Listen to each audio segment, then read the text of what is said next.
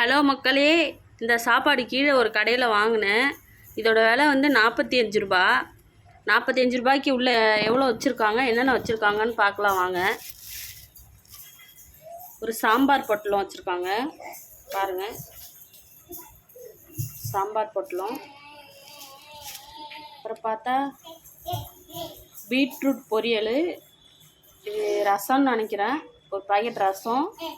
இது கார குழம்பா இருக்குன்னு தான் நினைக்கிறேன்.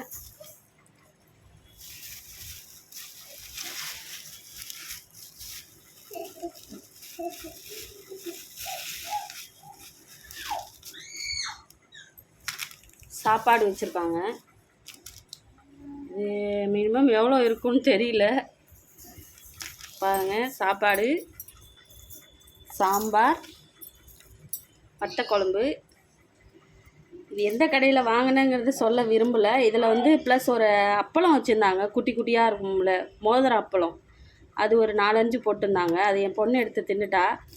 இதோட விலை வந்து 45 ரூபா. 45 ரூபாய்க்கு இந்த சாப்பாடு ஒர்த்தா இல்லையாங்கிறத நீங்கள் தான் சொல்லணும்.